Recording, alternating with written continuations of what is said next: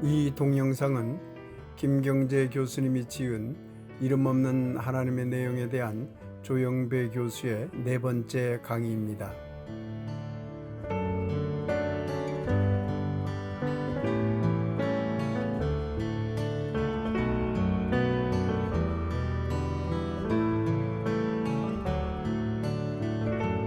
안녕하십니까? 네, 반갑습니다. 들빛교회 교우 여러분들, 그리고 이 강의에 동참하고 있는 많은 이웃 여러분, 참 반갑습니다. 오늘은 4번째 강의입니다. 유대교의 유일신 신앙을 이어받은 기독교는 어떤 유일신 신앙을 가지고 있는지 하는 문제, 어떤 면에서는 기독교 신자들에게 있어서 가장 중요한 강의가 될 줄로 압니다. 오늘뿐만 아니라 다음 강의에서도 계속 이어지겠습니다만은, 오늘은 기독교 유일신에 대한 그 신앙의 전통을, 특히 예수님의 유일신 신앙이 어떠했는지, 그리고 바울의 유일신 신앙이 어떠했는지, 이 두 가지 주제를 중심으로 말씀을 드리고, 다음 강의에서는 삼위일체론을 중심으로 한 유일신 신앙의 문제를 말씀드리고자 합니다. 유대교나 이슬람교나 기독교는 모두 스스로 아브라함 종교라고 합니다. 그러니 같은 신을 믿는 종교라고 다 고백하고 있는 셈이지요. 그런데요, 중세 교회를 거치면서 유대교나 그 이후에 나타난 이슬람교는 기독교를 자신들과 같은 종교라고 생각하지 않게 되었습니다. 왜 그럴까요? 유대교와 이슬람은 왜 기독교를 아브라함 종교 전통에서 벗어난 종교라고 생각할까요? 그것은 바로 삼위일체 신앙 때문에 그렇습니다. 유대교나 이슬람은 삼위일체 신앙을 거부합니다. 사실 이 삼위일체 신앙은 참 어려운 신학적인 문제입니다. 만일 삼위일체 신앙을 바람직하게 이해하지 않으면 마치 기독교는 세 분의 신을 모시는 신인 것처럼 착각하게 됩니다. 그래서 자칫 잘못하면 기독교 유일신 신앙은 흔들릴 수밖에 없습니다. 삼위일체론은 중세 카톨릭이 325년에 확정했습니다.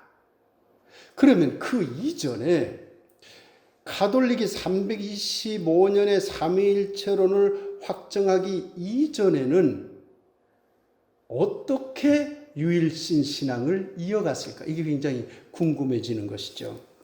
그런 면에서 오늘 예수는 삼위일체론 이전의 사람이니까 예수는 유일신 신앙을 어떻게 이해했을까?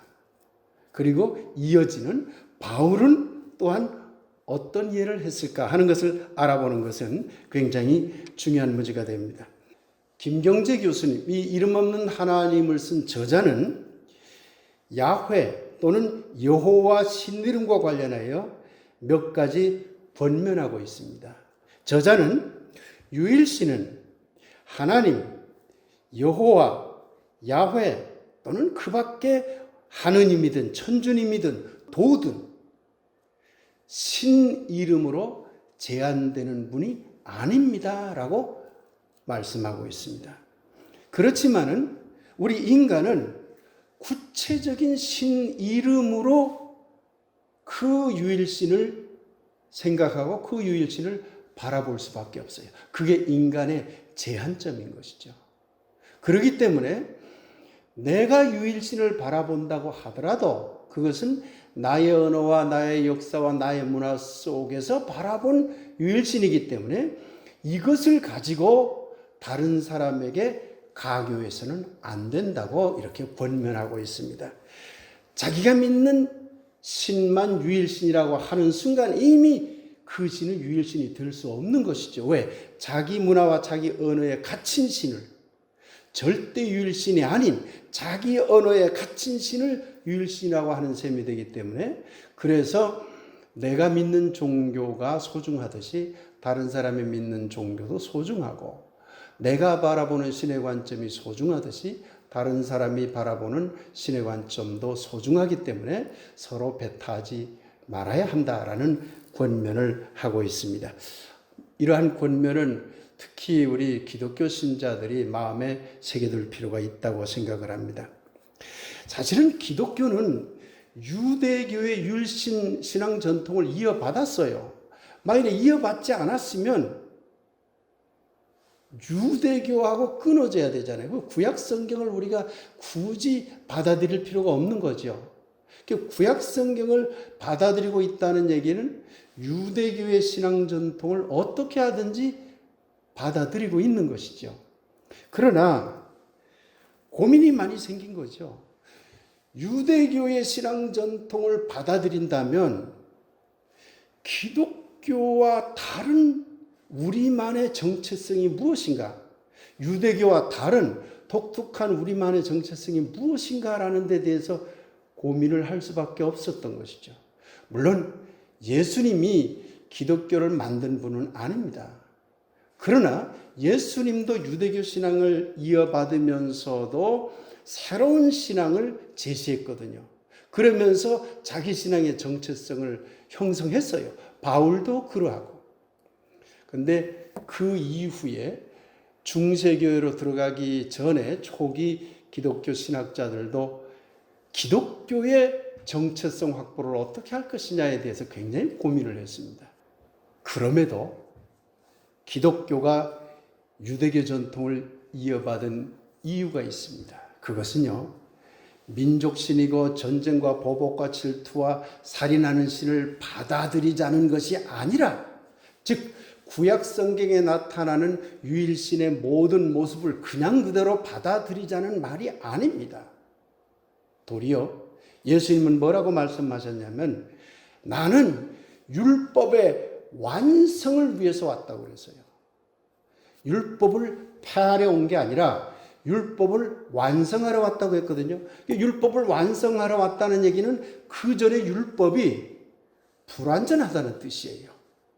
고쳐야 될 것이 있고 파기해야 될 것이 있고 또 그대로 이어받아야 될 것이 있고, 그러니 그대로 이어받을 건 이어받고 파기할 건 파기하고 수정할 건 수정하면서 그 율법을 이어받되 새롭게 완성하기 위해서 왔기 때문에 과거의 율법을 들여다보는 것, 그것은 기독교에도 필요한 것이 되는 것이죠. 그래서 기독교가 사실은 유대교 전통을 이어받고 있는 것입니다. 저자는 예수의 율신 신앙 이해를 위해서 예수쌤이나 연구에 자기는 근거해서 접근하고 있다고 말씀하고 있습니다. 예수의 율신 신앙을 이해하는데 예수를 어떻게 보느냐, 이게 굉장히 중요한 문제입니다. 역사적 예수로 보느냐, 캐리그마적 예수로 보느냐 하는 겁니다. 조금 어려운 얘기죠. 역사적 예수란 이런 겁니다. 예수님이 실제 1세기 때 어떻게 태어났고 어떻게 성장했으며 무슨 밥을 먹었고 어떤 옷을 입었고 무슨 직업을 가졌었고 가족과는 어떤 관계였고 공생에 들어가서는 어떻게 광야 시험을 받았고 실질적으로는 무슨 말을 하면서 가르쳤고 등등등. 그래서 예수님이 실질적으로 삶 속에서 어떤 이야기들을 했을까? 어떤 삶을 살았을까? 라는데 초점을 두는 관점을 역사적 예수 연구라고 합니다. 근데 상당히 어려워요. 이 연구가. 왜 그러죠? 그 당시에 동영상이 있는 것도 아니고 녹음기가 있었던 것도 아니고 그렇다고 누가 옆에서 예수님이 말할 때마다 전부 기록해 놓은 것도 아니고 그렇기 때문에 그 다양한 기록과 다양한 문헌이 있으면 좋겠는데 그러질 못하거든요. 성서의 단편적인 기록을 통해서 역사적 예수를 파악한다는 게 상당히 어렵습니다. 그럼에도 불구하고 학자들은 역사적 예수를 철저히 연구해야만 예수가 무엇을 가르쳤는지를 제대로 파악할 수 있다고 보는 것이죠. 그런 관점을 역사적 예수 연구라고 합니다. 그런데 캐리그마적 예수 연구라고 하는 것은 뭐냐면, 캐리그마 하는 말은 선포하다, 선포한 예수라는 말입니다. 그러니 예수님이 실질적으로 역사적으로는 A라고 살았는데, 그 A를 경험한 사람들이 예수는 이런 사람입니다라고 선포할 때 B라고 선포할 수도 있었던 것이죠. 달라졌죠? 그런데 그 B라고 선포한 내용이 기독교 신앙에서는 매우 중요하다고 보는 관점이 캐리그마적 예수 연구입니다.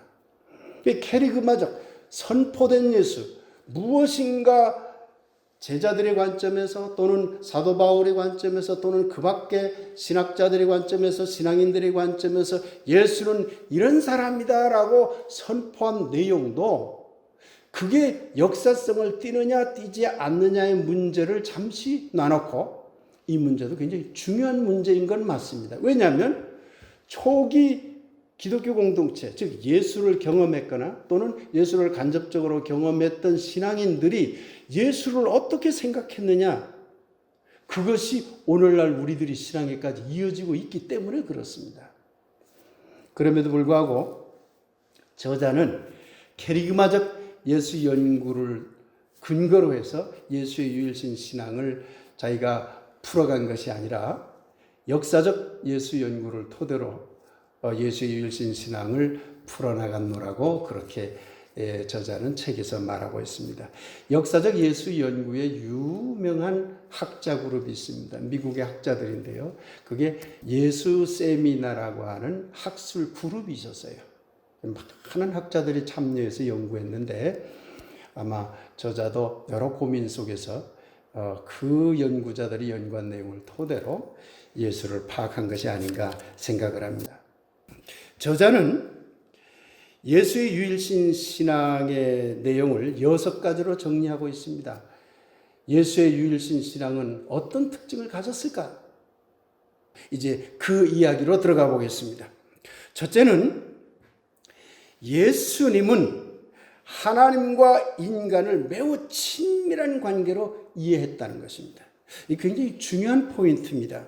당시 유대인들은 절대 유일신을 너무나 거룩해서 가까이 하기 어려운 분으로 여겼습니다. 초월자로서 저 하늘 높은 곳에 계셔서 우리로서는 범접할 수 없는 너무나 먼 그런 신으로 여겼던 것이죠. 오죽했으면 이름도 못 불렀잖아요. 유대교 신앙 전통 공부할 때 기억나시죠? 거룩한 4글자 이름을 발음을 하지 않잖아요. 그럴 정도로 절대 유일신과 인간의 관계는 아주 거리가 멀다. 이렇게 유대 신앙 전통에서는 그렇게 여겼어요. 신과 인간이 분리된 거죠.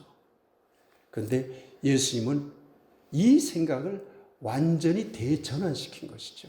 무슨 얘기냐? 그 절대 유일신은 인간과 너무나 가까운 분이다. 그러니 그 당시의 표현으로서, 그 가까움을 표현하기 위한 그 당시의 표현으로서 예수는 아바 아버지라고 했던 것이죠. 하나님을 아빠라고 했던 거예요. 아이들이, 지금 우리 어린애기들이 엄마, 아빠 가장 친밀한 언어 구조 아닙니까? 그 언어를 가져온 거예요, 예수님이. 그러니까 아빠 하나님이라고 했어요, 예수님이. 발음이 비슷해요. 우리 교회 교우들은 잘 아시죠? 아빠, 이스라엘 말입니다. 근데 우리나라도 아빠라고 하잖아요.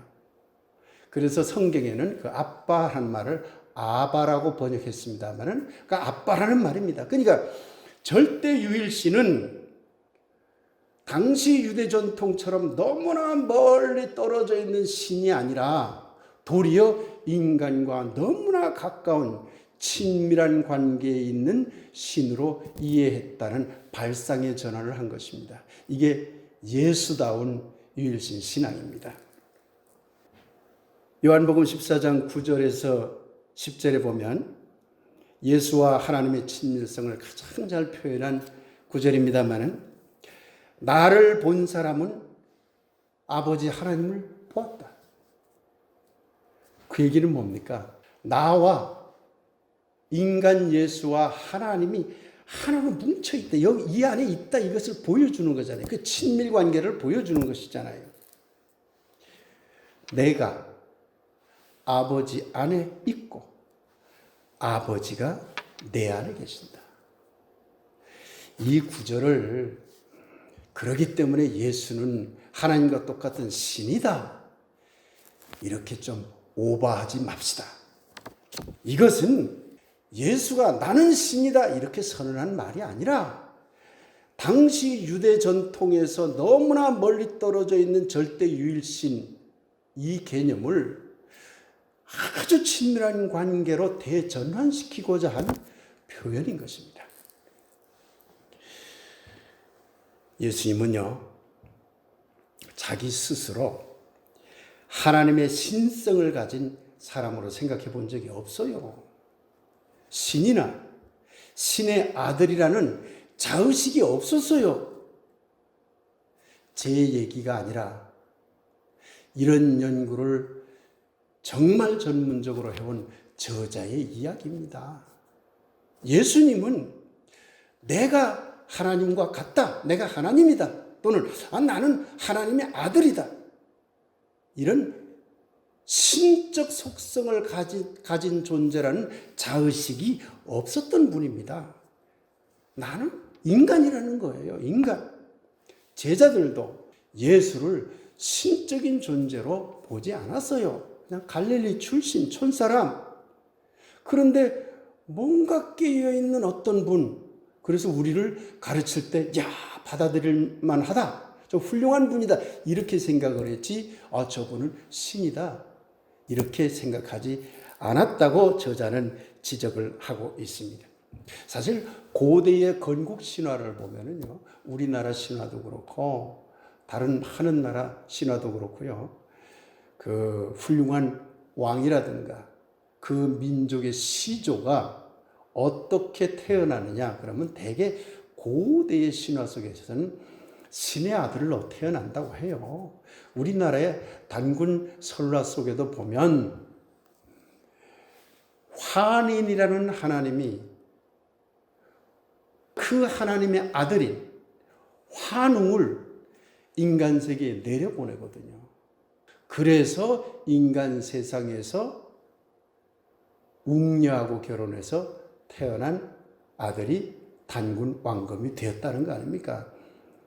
이러한 고대 건국 설화, 고대 창조 설화 속에서는 신의 아들 또는 신이라는 개념이 그렇게 많이 있었지만 예수님은 스스로 그렇게 생각해 본 적이 없다는 얘기입니다. 마가복음 10장 17절에서 18절 등 공관복음에 나타나는 내용인데요. 어떤 사람이 예수님 찾아와서 선한 선생님, 무엇을 해야 영생을 얻으리까 하고 물었죠. 그러니까 예수님이요, 어째서 나를 선하다고 하느냐? 선한 분은 하나님 한 분밖에 없다라고 얘기했어요.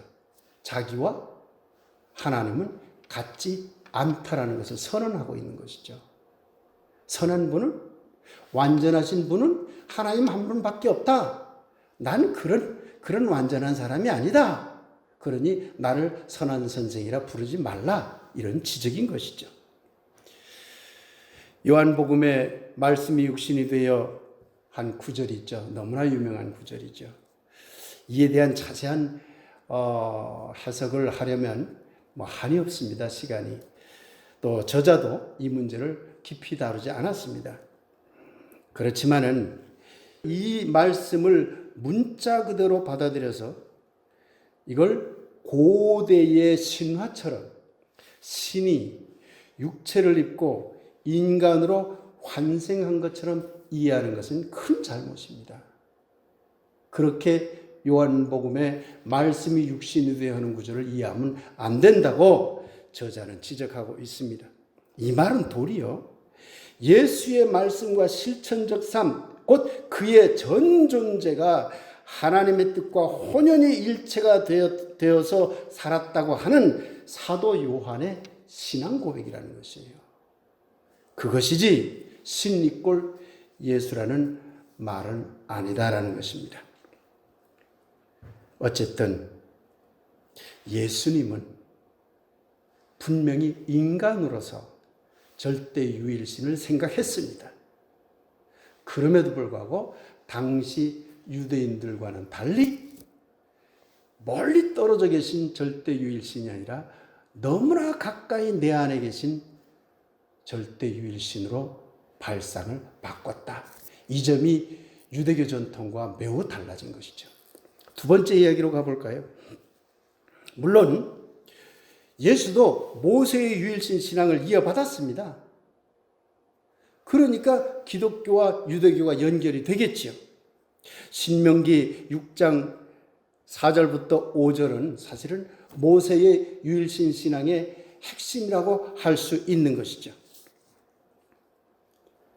이스라엘아 들으라. 우리 하나님 여호와는 오직 유일한 여호와이시니 너는 마음을 다하고 뜻을 다하고 힘을 다하여 내 하나님 여호와를 사랑하라. 이 구절입니다. 유대교 전통에서도 이걸 매우 중요하게 생각해요. 이걸 뭐라고 하는지 아세요? 이스라엘아 들으라. 쉐마. 그렇습니다. 우리 하나님 여호와는 오직 유일한 여호와이시니 너는 마음을 다하고 뜻을 다하고 힘을 다하여 내 하나님 여호와를 사랑하라. 어느 날 율법 선생이 예수님에게 물었습니다. 율법 가운데 어느 계명이 가장 중요합니까? 그러자 예수님이 답변하죠. 마태복음 22장 36절에서 40절 등에 나오는 말씀입니다. 내 마음을 다하고 내 목숨을 다하고 내 뜻을 다하여 주 너의 하나님을 사랑하라 하셨으니 이것이 가장 중요하고 으뜸 가는 계명이요. 둘째 계명도 이와 같은데 내 이웃을 내 몸과 같이 사랑하라 한 것입니다. 이 두 계명에 모든 율법과 예언서의 본뜻이 달려 있습니다. 이렇게 말했죠. 이걸 놓고 보면 분명히 예수도 모세의 유일신 신앙, 유대인들이 당시 고백하던 쉐마, 이스라엘아 들으라 하는 그 내용을 그대로 이어받고 있다는 것을 알 수가 있습니다. 그런데 뒤에 하나 좀 뭔가 붙었네요. 하나님을 사랑하라는 말만 있는 게 아니라 둘째 계명도 이와 같은데 내 이웃을 내 몸과 같이 사랑하라 한 것입니다. 이 두 계명에 모든 율법과 예언서의 본뜻이 달려 있습니다. 이 두 계명을 같은 레벨로 놓고 설명하고 있는 것이죠. 그것이 유대교와 살짝 달라진 것이죠.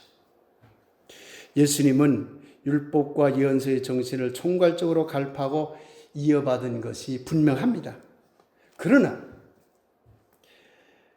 하나님의 사랑 이꼴 이웃사랑이라는 관점에서 하나님의 사랑을 확대했다는 점에서 유대교 전통에서 좀 달라진 것이죠.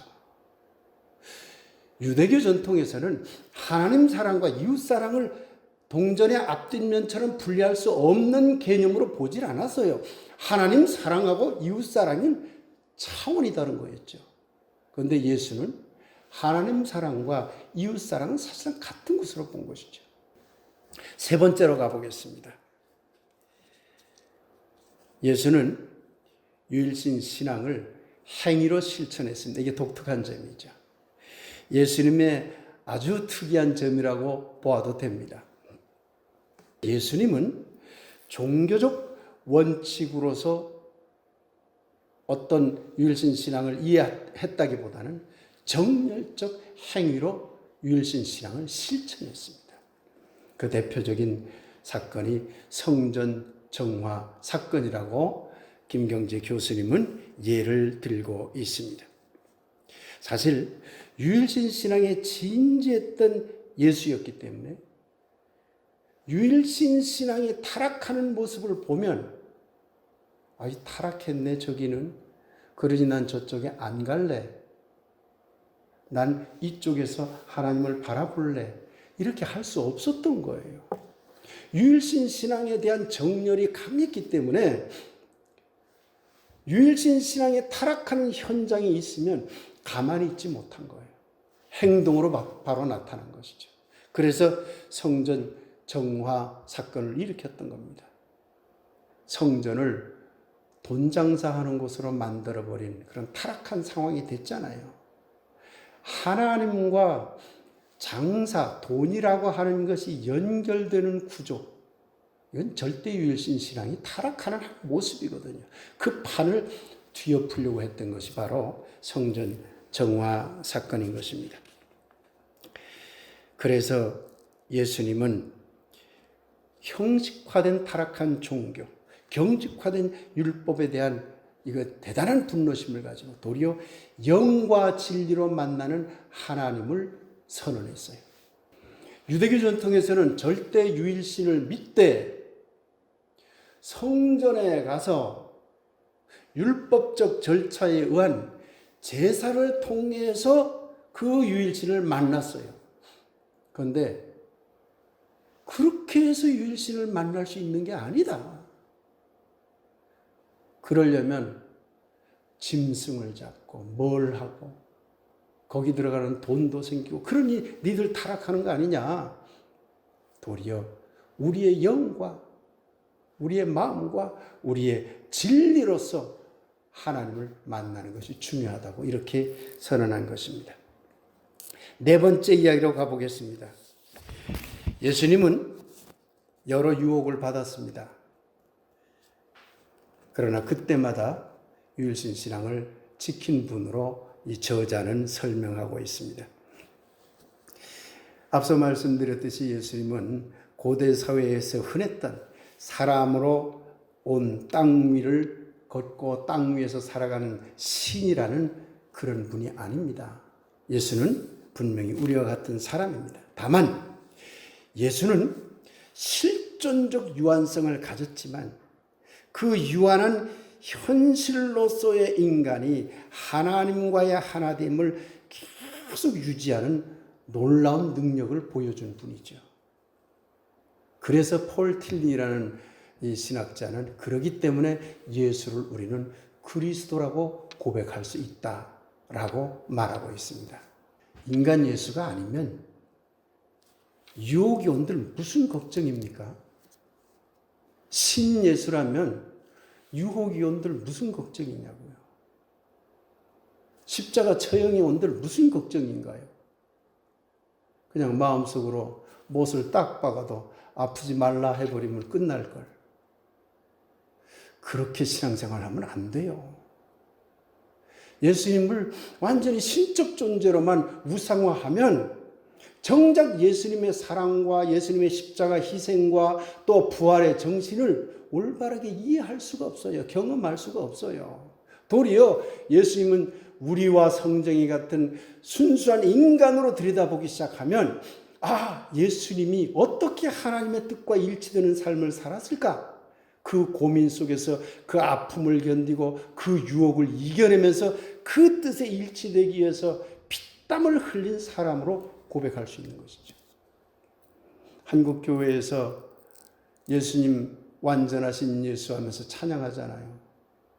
그러다 보니 온전히 예수 이꼴 하나님으로 완전성에만 감싸버리니까 예수의 진지한 고민과 진지한 그 유혹이나 십자가 처형으로부터 이겨낼 삶의 진지한 모습은 다 뒷전으로 밀려버리고 있는 것이죠. 광야 사건에 대해서 자세히 설명하지 않아도 우리 교우들과 또 기독교에 조금 관심 있는 분들은 다 알 겁니다. 물질에 대한 유혹이 들어왔죠. 권력에 대한 유혹이 들어왔죠. 종교에 대한 유혹이 들어왔죠. 그러나 이 모든 권력과 물질 유혹을 다 거부했죠. 사실 이거 쉬운 일 아닙니다. 여러분, 물질 유혹에서 그렇게 쉽게 빠져나갈 수 있습니까? 저 자신도 솔직히 고백하면요, 쉽지 않아요. 물질 유혹이라고 하는 게 대단히 강한 겁니다. 명예라든가 권력에 대한 유혹도 끈질깁니다. 그 벗어나기 만만치 않은 겁니다. 그러나 예수님은 그것을 단칼에 거절하신 분이라는 것이죠. 왜? 절대유일신 신앙을 확신하고 그 절대유일신 신앙을 정열적인 어떤 실천 행위로 삶을 이어갔던 예수의 입장에서는 물질이나 명예나 권력이 아무런 의미가 없었던 것이죠. 정말 우리도 그렇게 살 수 있었으면 좋겠습니다. 그렇게 살지 못한다 하더라도 살아보려고 노력은 해야 되지 않겠습니까? 왜? 우리가 예수의 삶을 따르려고 하는 사람들이니까요. 저자는 십자가 처형 사건의 의미도 중요하게 이 이름 없는 하나님이라는 책에서 설명하고 있습니다. 예수의 유일신 신앙이 가장 드라마틱하게 나타난 사건으로 보고 있습니다.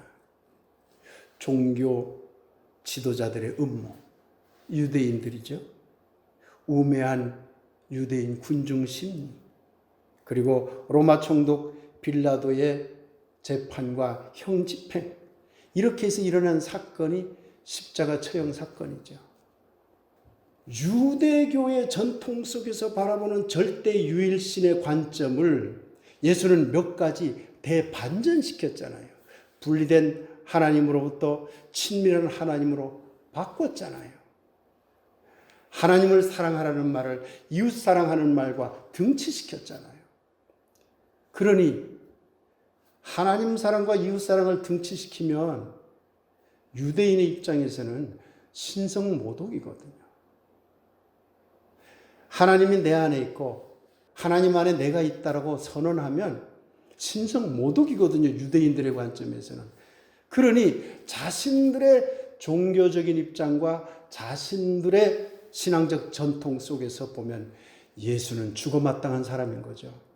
그래서 여러 음모를 거쳐서 예수를 십자가 처형을 하게 한 겁니다. 그런데 그런 절체절명의 상황에서 예수는 부르짖습니다. 아바, 아버지, 아빠, 이렇게 불렀다는 겁니다. 나의 원대로 마시고 아빠의 원대로 하십시오. 사실은 인간적 고민이 있잖아요. 정말 고통이 괴롭고 힘들고 죽기도 그렇고, 그러니 이 잔을 물리쳐 줄 수는 없나요? 그러나 금방 아빠, 나의 원대로 마시고 아빠의 원대로 하세요. 이것은 뭐냐면요, 저자가 이 십자가 사건을 가장 유일신 신앙을 드러낸, 예수님이 유일신 신앙을 가장 드라마틱하게 드러낸 사건으로 본 것은 뭐냐면요, 인간으로서 절체절명의 어떻게 할 수 없는 상황이에요. 그냥 이건 죽음으로 가는 길이잖아요. 그 속에서도 누구를 바라봤다고요? 절대 유일신, 내 안에 있는 하나님, 하나님 안에 있는 나, 그 친밀한 아빠, 아버지를 불렀다는 얘기예요. 이런 점에서 예수님은 십자가 처형 과정에서조차 유일신 신앙을 잘 지켜내었다, 이렇게 저자는 보고 있습니다. 그 다음 이야기로 가볼까요? 다섯 번째로 예수님은 모세의 유일신 신앙을 더욱 발전시키고 고양시켰습니다. 물론 앞에서 이미 몇 가지 말씀드렸잖아요. 친밀한 관계로 보았던 것도 사실은 발전시킨 거거든요. 또 모세의 전통적인 유일신 신앙을 받아들이면서도 하나님을 사랑하라는 것을 율법의 가장 핵심으로 보면서도 또한 이웃 사랑하라는 것을 등치시켜서 함께 설명하고자 했잖아요. 이게 다 모세의 유일신 신앙을 받아들이면서 이게 발전시킨 거거든요. 다른 말로 얘기하면 고양시킨 거거든요. 그런데 이걸 조금 더 다른 용어로 풀이하자면 구약 성서의 유일신은 인과응보적 신이었어요. 절대 유일신이라고 하더라도 그 신의 속성은 넓게 보면, 특히 모세 오경에서 보여주는 절대 유일신 야훼의 속성은 인과응보의 신이에요. 잘못하면 벌을 주고 잘하면 상을 주는 신이에요. 자기를 잘 믿으면 상을 주고 자기를 잘 믿지 않으면 벌을 주는 신이었어요. 그런데 예수님은 절대 유일신은 그런 신이 아니라 우주적, 전 우주적인 사랑의 신으로 신의 속성을 완전히 바꿔버렸습니다. 예수님은 하나님을 인과응보적으로 보지 않았던 것이죠. 그러니 유대 전통의 유일신 신앙을 받아들이면서도 신의 속성에 대한 부분에서는 많은 것을 바꿔버렸다는 것을 알 수가 있습니다. 사실 유대교가 절대 유일신 신앙을 유지했지만 지난 제3강에서 예언자 전통에서의 유일신 신앙을 설명하면서 유대교가 많이 타락했어요. 특히 왕정이 들어서면서 굉장히 타락했거든요. 신이 배타적인 민족신으로 자리 잡게 되고 왕권을 유지하는 수단으로 계속 전락했거든요. 이것을 예수님은 보편적 사랑의 신으로 다시 되돌려놨다, 이렇게 보시면 될 것 같습니다. 이제 끝으로 6번째, 예수의 유일신 신앙은 동일성보다 참여성을 토대로 하고 있다, 이렇게 저자는 보고 있는데요. 앞서 예수님이 유일신 신앙을 지키는 것을 어떤 종교적 원리로서 이해하기 이전에 정열적인 행위로 실천을 통해서 유일신 신앙을 지켜냈다, 그것을 표현했다고 말씀드린 것과 비슷한 이야기입니다마는, 예수님은 앞서 말씀드렸듯이 동일성을 중시하기보다는 참여성을 중시하는 그런 관점에서 유일신 신앙을 들여다봤다, 이렇게 보시면 될 것 같습니다. 이제 예수님의 유일신 신앙을 잠시 정리해 봅시다. 예수님의 유일신 신앙은 기본적으로 모세의 전통을 이어받았습니다. 그러나 거기에 머물지 않고 새롭게 고양시켰습니다. 변화시켰죠. 친밀한 관계, 이웃사랑과의 등치, 참여성을 강조하는 그런 실천적 유일신 신앙으로 바꿔놨습니다. 이 점이 기독교의 독특한 종교적 성향을 만들어내고 있기도 합니다. 사실은요, 이런 점을 기독교 신자들이 놓쳐요. 그저 예수님을 믿기만 하면 된다는 이 한 가지 말로 모든 것을 귀결시켜버려요. 그래서는 안 됩니다. 예수님이 어떻게 유일신을 바라봤느냐, 하나님을 바라봤느냐, 이 점은 오늘날까지도 우리 기독교 신자들에게 매우 중요한 포인트가 된다는 점을 꼭 기억해 주시기 바랍니다. 그러면 이제 바울의 신앙으로 들어가 보겠습니다. 바울은 누구인가? 바울은 예수님을 직접 만난 적도 없어요. 그러니 당연히 그의 제자로 인정된 적도 없고요. 그런데 자칭 사도 바울이죠. 이분은요, 이스라엘 출신은 아니에요. 이스라엘에서 태어나지는 않았어요. 유대 땅에서 태어나지 않고 지금 터키의 중남부에 있는 그 당시 이름으로 다소라고 하는 곳에서 태어났어요. 거기가 학문의 중심지였다고 합니다. 그러니까 사도 바울은 학문적인 그런 여러 가지 다양한 경험을 자기 주변에서 충분히 할 수 있었을 겁니다. 다른 나라에 가서 살았던 일종의 디아스포라거든요. 그런데 아버지의 영향을 통해서 로마 시민권도 가지게 됐고요. 헬라어도 당시의 만국 공용어인 헬라어도 능통한 사람이 되었죠. 그리고 거꾸로 이스라엘로 유학 옵니다. 다소에서 예루살렘으로 유학 와가지고 가말리엘 문화에서 그 랍비들을 길러내는 율법 공부하는 그룹이 있죠. 가말리엘이라고 하는 대스승의 문화에서 철저하게 유대 신앙을 배운 사람입니다. 한마디로 말하면 바울은 예수님과 달라도 너무 다른 사람이에요. 그런 사람이 예수를 따르는 사람이 되었습니다. 그러면 사도 바울이 사실은 기독교 신앙에 미친 영향이 굉장히 많잖아요. 왜 그러냐면 사도 바울이 쓴 다양한 서신들이 성서가 되어버렸어요. 사도 바울이 원했건 원하지 않았건 지금 성서가 되어버렸어요. 그러니까 그 성서 속에서 예수를 해석하고 그 성서 속에서 하나님을 해석하는데 바울의 영향이 당연히 미칠 수밖에 없는 거죠. 그러니까 기독교에서 바울은 매우 중요한 사람이 될 수밖에 없는 겁니다. 학자에 따라서는요, 바울의 신앙을 대단히 비판하는 사람들이 있습니다. 저도 어떤 부분은 대단히 비판합니다. 그러나 모든 것을 저는 비판하지 않습니다. 어떤 부분은 매우 중요한 고백을 했어요. 그 중요한 고백은 우리가 받아들여야 되죠. 그 이야기로 지금 들어가 보고자 하는 겁니다. 바울은 첫째로 예수님처럼 유대교 유일신앙을 이어받아요.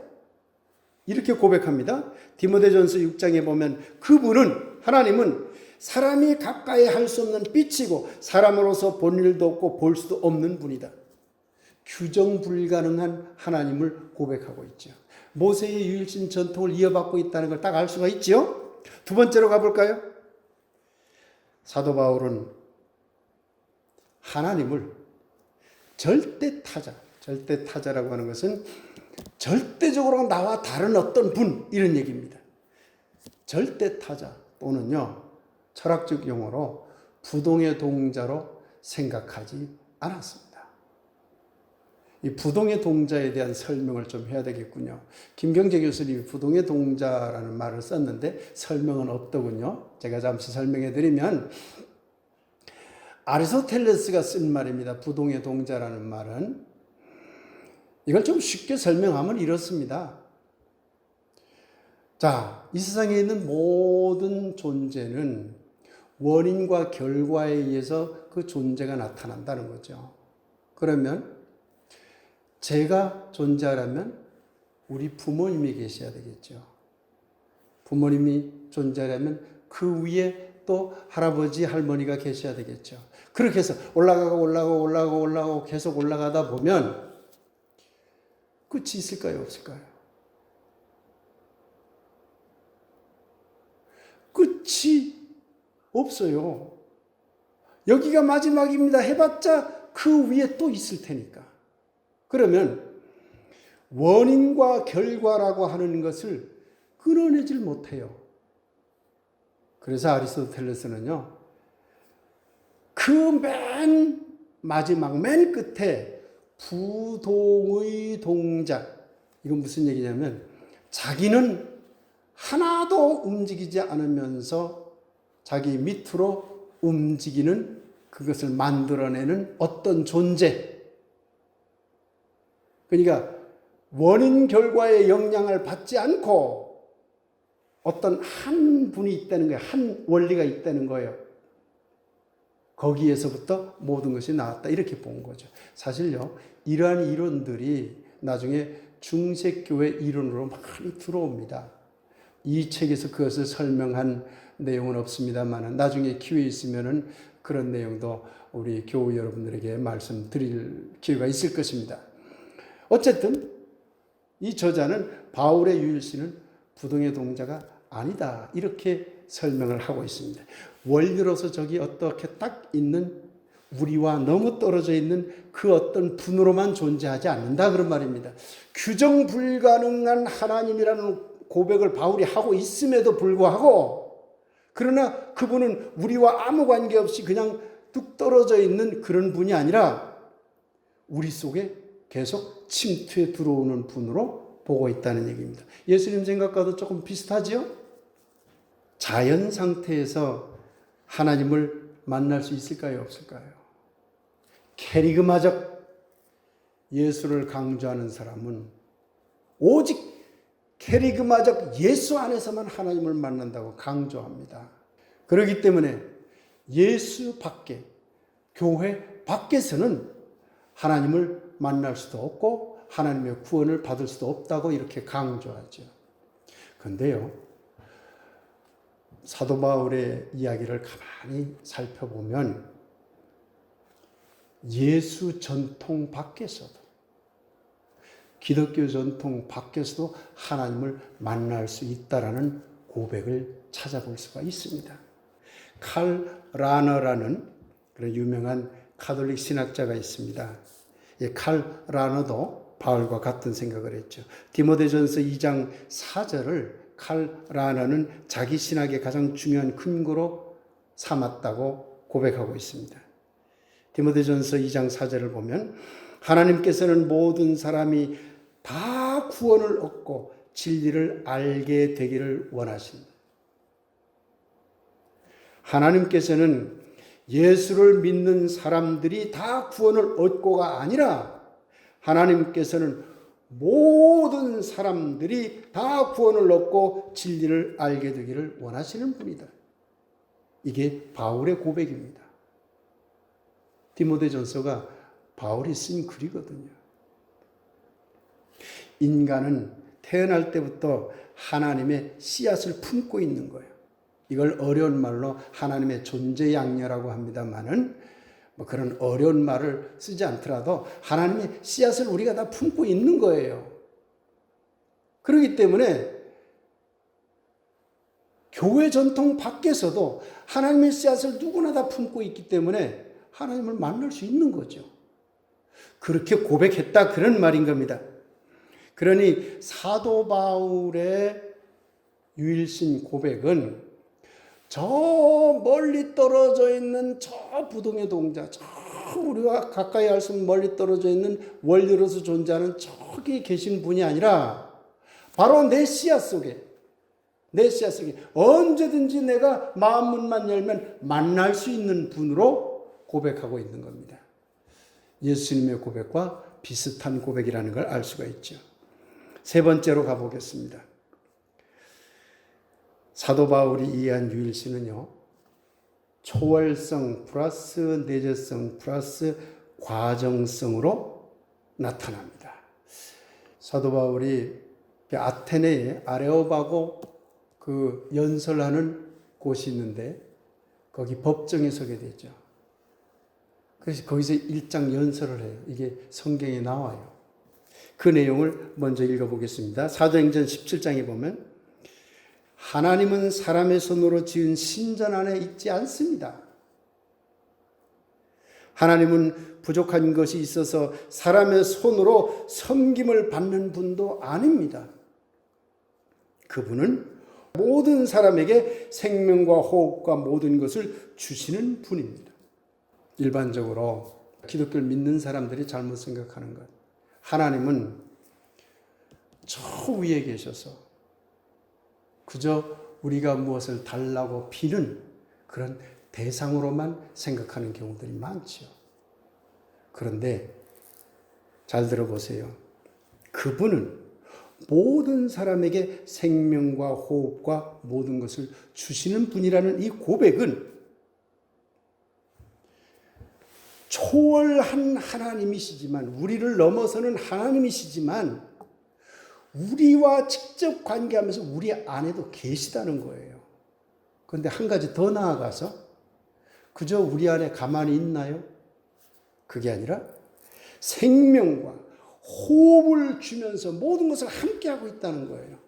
그럼 이것을 학술적 용어로 풀어보면 하나님은 초월자이면서 동시에 내재자이면서 동시에 그것을 계속 만들어가는 생명과 호흡과 창조성을 발현시키는 과정성을 가진 분이다. 이렇게 설명하는 겁니다. 그래서 사도 바울의 유일신 신앙을 일컬어서 초월성 플러스 내재성 플러스 과정성이라고 그렇게 이야기하고 있는 겁니다. 우리 교회의 신앙 고백 이야기를 잠시 하겠습니다. 이 이야기는 물론 이름 없는 하나님 이 책에 없는 내용입니다. 우리 교회에서는 에베소서에 나온 매우 중요한 하나님의 속성을 토대로 해서 신앙 고백을 합니다. 하나님은 한 분이시니 만유 위에 계시고 뭐죠? 초월성이죠. 만유 안에 계시고 뭐죠? 내재성이죠. 만유를 통일하시고 아우르시고 함께 하고 있는 거죠. 과정성이라고 볼 수 있죠. 우리 교회에서는 이 구절을 하나님의 중요한 속성으로 고백하고 있습니다. 바울도 그렇다는 얘기입니다. 물론 에베소서에 이 말을 한 것도 사도 바울이죠. 네 번째 이야기로 가보겠습니다. 사도 바울은 초월성, 내재성, 과정성의 유일신론이 성령론에서 잘 나타난다고 하고 있습니다. 이것을 복잡하게 설명하지 않고 그냥 간단하게 좀 줄여서 말씀드릴게요. 어쨌든 바울의 유일신은 초월성, 내재성, 과정성으로 설명될 수 있어요. 그런데 그것이 성령론으로도 나타난다. 같은 말이에요. 같은 말인데 이걸 성령론의 관점에서 잠시 저자는 설명하고 있습니다. 하나님과 세계는 어떻게 연결이 될까? 배타적인 유일신과 다시 말하면 타락한 유대교의 유일신 신앙 전통에서는 율법이나 지혜나 어떤 임재성을 가지고 하나님과 세계가 연결된다고 보았어요. 그런데 바울은 왜 율법이어야 해? 왜 그런 권력적 지혜여야 해? 왜 하나님의 일방적인 임재여야 해? 도리어 자유로운 영이 우리 안에 계셔서 하나님과 만날 수 있는 거 아닌가? 이렇게 생각했다는 얘기입니다. 그러니 사도 바울은 초월성과 내재성과 과정성으로 하나님을 들여다보면서도 성령이 바로 그 안에서 계속 우리와 만날 수 있도록 해주고 있다. 이렇게 설명하고 있다고 저자는 보고 있는 것입니다. 다섯째로, 이것도 세 번째 얘기와 이제 관련되는 얘기입니다만은, 바울은 하나님이 거하는 성전을 우리의 몸으로 보았어요. 몸, 내재성이잖아요. 내 안에. 몸으로 보았다는 건 굉장히 중요한 의미를 갖습니다. 고린도전서 3장 16절에서 17절 내용을 보면 여러분은 하나님의 성전이며 하나님의 성령이 여러분 안에 거하신다는 것을 알지 못합니까? 여러분은 하나님의 성전입니다. 굉장히 친밀한 하나님을 고백하고 있죠. 예수님의 고백과 비슷한 거잖아요. 성전이 저기 하나님을 만나는 곳이 분리된 곳이 아니라 내 안에 있다는 거예요. 유대교 전통에서는 하나님을 만나려면 건물로서의 성전에 가야 했어요. 그리고 제사를 지내야 했어요. 그런데 사도 바울은 그게 아니고 우리 몸이 성전이라니까요. 그러니 여기서 언제든지 하나님을 만나세요. 그렇게 보았다는 겁니다. 그러니 이게 친밀한 하나님 또는 내재적인 하나님, 과정적인 하나님 설명과 전부 연결되는 이야기입니다. 저자는 이쯤에서 동학의 시천주 이야기를 잠깐 언급하고 있습니다. 이 내용은 이 강좌 후반부에 가서 자세히 설명할 그런 시간이 있습니다. 그때 가서 설명을 해드리겠습니다만은 우리나라의 동학의 깨달음도 바로 바울의 깨달음과 비슷한 양상을 가집니다. 하나님을 내 안에 모신 거예요. 그러니 결국 내 몸은 뭐죠? 성전이죠. 구체적인 내용은 다음에 강의할 거기 때문에 여기서는 생략하도록 하겠습니다. 여섯 번째로 사도 바울은 유일신을 인간의 삶에 직접 관계하는 신으로 보고 있습니다. 에베소서 1장에 보면 인간의 능력을 강건하게 하시는 분, 에베소서 3장에 보면 하늘과 땅에 있는 각 족속에게 이름을 주신 분, 이런 식으로 하나님은 우리 인간의 삶과 깊이 관련되고 있다고 보고 있습니다. 사실은 여섯 번째 주장은 사도 바울만의 독특성은 아닙니다. 예수님도 그렇게 봤고요. 또 실질적으로 유대교 신앙 전통에서도 하나님은 역사를 주관하고 역사에 깊이 개입하는 분으로 묘사가 돼요. 그러니까 결국 저자가 이 항목을 따로 분리해서 설명하고 있지만 앞에서 설명한 내용들과 전부 연결되는 내용이다. 이렇게 이해하시면 될 것 같습니다. 어쨌든 전체적으로 바울은 유일신 신앙을 이어받았습니다. 예수님처럼. 그러나 바울이 예수님과 달라질 수밖에 없는 게 한 가지 있습니다. 그게 뭐냐면 예수님은 자기 자신이 하나님을 만나고 하나님과 친밀한 관계라고 여긴 거잖아요. 근데 사도 바울은 예수를 통해서 하나님을 보고자 했다는 것이죠. 성령을 통해서 하나님을 보고자 했던 것이죠. 이 두 가지가 달라붙게 됩니다. 그러니 예수는 직접적으로 하나님과의 친밀성을 말하고 있지만 사도 바울은 그 사이에 예수 그리스도라는 한 분이 끼어들어 있다는 점입니다. 이 점이 사실 굉장히 중요한 차이를 만들어냅니다만은 오늘은 그런 신학적인 그런 내용으로 깊이 들어갈 수 없기 때문에 이 정도로 바울 이야기를 또 마치도록 하겠습니다. 다음 시간에는 삼위일체 신앙의 문제에 대한 그런 여러 가지 이야기들을 함께 이야기하고요. 그 다음에 유대교에는 카발라 신비주의 전통이 있다고 그랬잖아요. 사실 기독교에도 신비주의 전통이 굉장히 강합니다. 기독교의 신비주의의 그 신앙 전통 속에서도 유일신 신앙이 어떻게 나타나고 있는지 이 문제도 함께 다음 강의에서 다루도록 하겠습니다. 오늘 강의는 이것으로 마치겠습니다. 대단히 감사합니다.